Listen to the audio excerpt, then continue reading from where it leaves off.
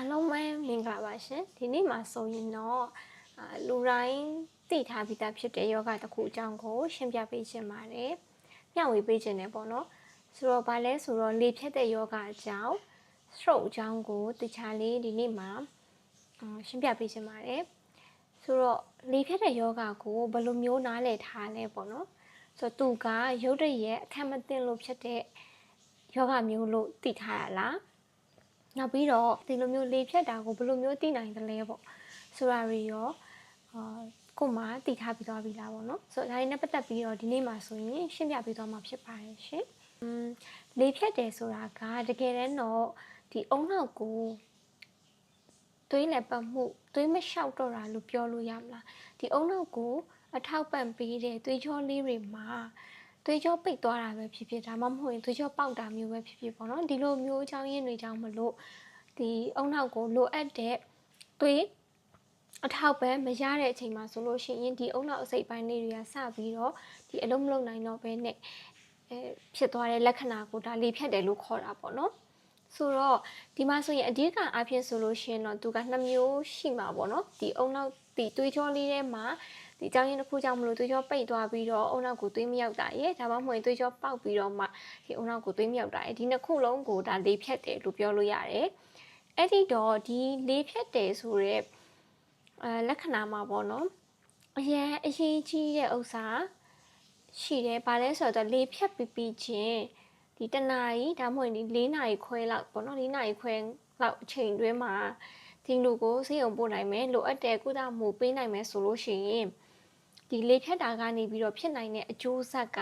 နည်းနိုင်တယ်ပေါ့နော်လေဖြတ်ပြီးတော့နောက်လေဖြတ်ပြီးတဲ့နောက်ပိုင်းမှာဖြစ်ပေါ်နိုင်တဲ့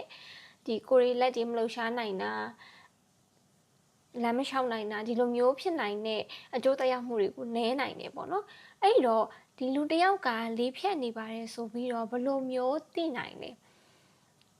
တကယ်ကိုဆေးရုံသွားပြီးတော့မှMRI နေရိုက်မယ်ဒီသူ့ကိုသွေးစစ်မယ်ပေါ့နော်ဒီလိုမျိုးတွေ CT တွေရိုက်မယ်ဒါမျိုးတွေနဲ့လည်းဒါကဒီ confirm လုပ်တာပေါ့နော်ဒါကိုလုံးဝတေချာအောင်လို့ confirm လုပ်တာအဲ့တော့ကိုမိသားစုထဲမှာကိုအိမ်မှာဒါမှမဟုတ်ကိုပတ်ဝန်းကျင်မှာတယောက်ကဒါလေဖြတ်နေပါတယ်ဆိုပြီးတော့ကိုကဘယ်လိုမျိုးသိနိုင်လဲပေါ့ဆိုတော့ဒီဟာကို FAST အနေနဲ့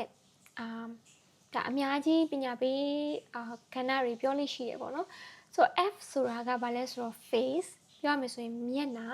အဲ့တော့ကိုနဲ့စကားပြောနေရင်ဒါမှမဟုတ်ရင်ဒီလူကအလုပ်တစ်ခုလုပ်နေရင်လည်းဒီလူရဲ့မျက်နှာကပေါ့နော်ပမာလို့ရှင်းပြောရမယ်ဆိုတော့တချမ်းရွှဲ့သွားတာပေါ့ဒါပေမဲ့တကယ်တော့ဒီဆွဲဒီဥပမာဆိုရင်နှကန်းဆိုရင်ဒီလိုမျိုးဖြစ်သွားတာဆိုရင်ဒီဘက်ကကောင်းတဲ့ဘက်ဒီဘက်ကဒါဒီဖြတ်သွားတဲ့ဘက်လို့ပြောလို့ရတယ်ပေါ့နော်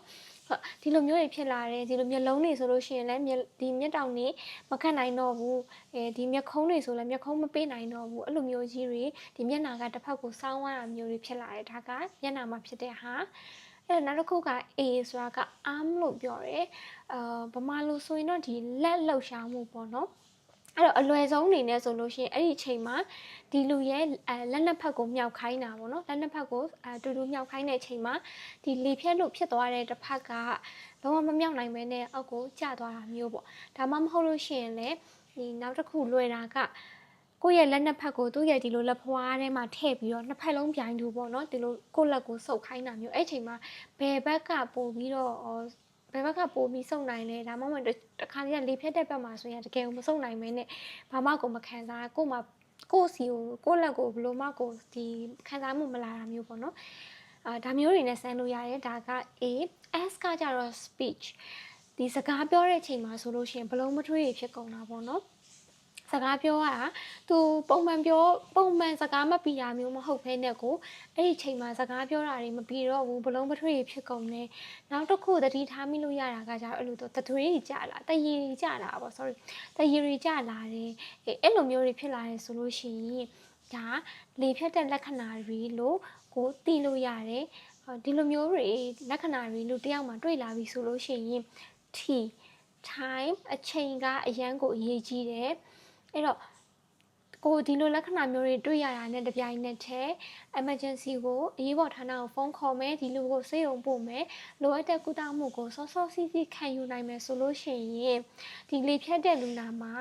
ဖြစ်နိုင်တဲ့ပေါ့နော်နောက်ဆက်တွဲအကျိုးဆက်ဒီခန္ဓာကိုယ်ပေါ်မှာတက်ရောက်မှုဒီလှုပ်ရှားမှုတွေပေါ်မှာတက်ရောက်မှုအကျိုးဆက်တွေကအများကြီးနည်းနိုင်နေပေါ့နော်အဲ့တော့ဒါကတော့ဒီကိုရီဒီအပြင်မှာသတိထားလို့ရတဲ့တကယ်ကိုအရေးကြီးတဲ့လေဖြတ်ခြင်းရဲ့လက္ခဏာတွေပဲဖြစ်ပါတယ်အဲ့တော့ဒီလေဖြတ်တာကိုရှေ့မှာမေးခဲ့တယ်လို့မျိုးပဲရုပ်တရက်အခက်မသိလို့မလို့ဖြစ်သွားတယ်လို့ထင်လားဆိုရင်တော့မဟုတ်ဘူးလို့ပဲပြောရမှာပေါ့နော်ရက်ွက်ထဲမှာကြားရတယ်။အော်ဒီလူကရေချိုးလိုက်တာအပူအေးမမျှလို့လေဖြတ်သွားတယ်။အော်ဒီလူကဥမာပေါ့နော်။အကြောင်းတစ်ခုခုကြောင့်မလို့ဒီနေ့ညဘက်ကြီးမှာအကောင်းကြီးမနေ့ကျတော့မှလေဖြတ်သွားတာတဲ့ဆိုတာမျိုးတွေပေါ့နော်။ဒီလိုမျိုးတွေကြားရတတ်တယ်။ဟိုတကယ်တည်းတော့ဒီလေဖြတ်စေတဲ့အကြောင်းရင်းကရုပ်တရက်ပေါ်လာတာမျိုးမဟုတ်ဘူးပေါ့နော်ဆိုတော့ခန္ဓာကိုယ်ထဲမှာဒီသွေးရင်းအဆီဓာတ်များတာတွေကြောင့်မလို့လည်းလေဖြတ်နိုင်တယ်နောက်တစ်ခုကကြတော့ဒီလိုမျိုးဒီသွေးတိုးယောဂါပေါ့နော်သွေးတိုးယောဂါကိုကတခြားမထိန်ထားဘူးစီးရည်လည်းမတောက်နေပဲနဲ့ဒီတိုင်းကြီးပဲရှိနေရမျိုးတွေနောက်တစ်ခါကျစီးချိုယောဂါပေါ့နော်စီးချိုအရန်တက်နေတာကိုဆေးမတောက်တာမျိုးဒါမှမဟုတ်လည်းမထိန်ထားတာမျိုးဒီလိုမျိုးတွေပေါ့နော်နောက်တစ်ခုကကြတော့ဒီတချို့တော့ယောဂါပေါ့နော်ဒီသွေးမှာဖြစ်တဲ့ယောဂါတချို့ကြောင့်မလို့ကိုယ့်ရဲ့သွေးကသွေးပြက်နေတယ်ဒါမှမဟုတ်သွေးခဲလေးတွေရှိနေရကနေပြီးတော့မှဒီနှလုံးကနေပြီးတော့ဒီထုတ်လွှတ်လိုက်တဲ့အချိန်မှာအုံနောက်စီကိုသွားတဲ့လမ်းကြောင်းထဲမှာသွေးကြောထဲမှာရောက်သွားပြီးတော့ဒီသွေးကြောလေးကနေဒီသွေးဆင်းမွှာလေးတွေသွေးခဲလေးတွေကနေပိတ်သွားတာမျိုးတွေဒါမျိုးတွေလည်းဖြစ်နိုင်တယ်အဲ့ဒီတော့ညီမพี่မာကများသောအားဖြင့်ကဒီနေ့ခုနကမှအကောင်းကြီးအခုချက်ချင်းလေးဖြတ်သွားတာဆိုတဲ့ဥစ္စာကဒါဘယ်လိုပြောရမလဲဆိုရင်တော့ကို့မှာယောဂအခန်းရှိနေတဲ့ဥစ္စာကိုမသိတာလို့ပြောရမလားပေါ့နော်ကို့မှာသွေးတိုးရှိနေတာကိုတစ်ခါမှမစစ်ဘူးလို့မသိတာဒါပေမဲ့မေးလိုက်လို့ရှင်သွေးတိုးရှိလားဆိုလို့ရှင်မရှိဘူးပဲဖြစ်တယ်ဒါပေမဲ့များသောအားဖြင့်ကဒါမစစ်ဘူးတာပေါ့နော်အဲ့တော့ပုံမှန်သွေးပေါင်ချိန်နေဖို့လိုအပ်တယ်အဲ့တော့ကိုနောက်တစ်ခုကကျတော့စီးချိုဆိုလဲအဲ့လိုမျိုးပဲလာတယ်စီးချိုရှိလားဆိုရင်မရှိဘူးဒါပေမဲ့တကယ်မရှိတာမဟုတ်ဘူးမစစ်ဘူးတာတကယ်စစ်လိုက်တော့ကကြတော့မှစီးချိုတွေကတက်နေတာမျိုးတွေပေါ့နော်ဒါမျိုးတွေများတော့အပြင်ဖြစ်တယ်အဲ့တော့ကြတော့များသောအားဖြင့်ကကိုယ်မှာယောဂအခန်းရှိနေတာကိုမသိပဲနဲ့ပေါ့နော်ဒီတိုင်းပဲမစစ်ကြည့်ဘူးဒီတိုင်းပဲနေတယ်ဆိုတဲ့အချိန်မှာဒါလေဖြတ်တဲ့အထိဖြစ်သွားတာမျိုးပေါ့နော်အဲ့တော့ကိုကကျမကြီးနဲ့ညီညွတ်တဲ့ဥစ္စာတွေစားမယ်နောက်ပြီးလို့ရှိရင်ကိုလက်လှူရှားမှုကိုတေချာလုပ်မယ်နောက်တစ်ခုကကို့မှာ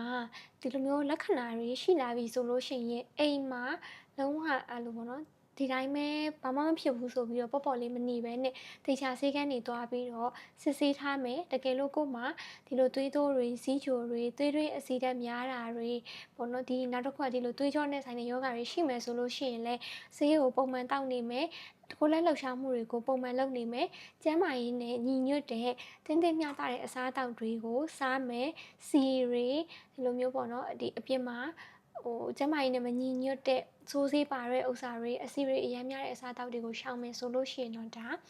ဒီလိုလေဖြတ်နိုင်ခြင်းကိုအများကြီး short ချပေးနိုင်တယ်ပေါ့နော်ဆိုတော့ဒီနေ့မှာဆိုလို့ရှိရင်တော့လေဖြတ်ခြင်းနဲ့ပတ်သက်ပြီးတော့ဘယ်လိုမျိုးသိနိုင်လဲဆေးဥစွာဘယ်လိုမျိုးသိနိုင်လဲဆိုတဲ့လက္ခဏာတွေရဲ့နောက်ပြီးရင်ဘယ်လိုအကြောင်းအရာတွေကြောင့်မလို့လေဖြတ်နိုင်လဲနောက်လေမဖြတ်အောင်ဘယ်လိုမျိုးနေထိုင်ရမလဲဆိုတာကိုနဲ့ငယ်ဝေမျှပေးသွားတာဖြစ်ပါတယ်နောက်ထပ်ဗီဒီယိုတွေမှာဆိုလို့ရှိရင်ဒီလေဖြတ်ခြင်းနဲ့ပတ်သက်ပြီးတော့အကြောင်းအရာတွေကိုပို့ပြီးတော့အသေးစိတ်ရှင်းပြပေးသွားဖို့မှာဖြစ်တဲ့အတွက်ကြောင့်မလို့ channel လေးကို subscribe လုပ်ထားပေးဖို့မေတ္တာရပ်ခံပါတယ်အားလုံးကိုကျေးဇူးတင်ပါတယ် bye bye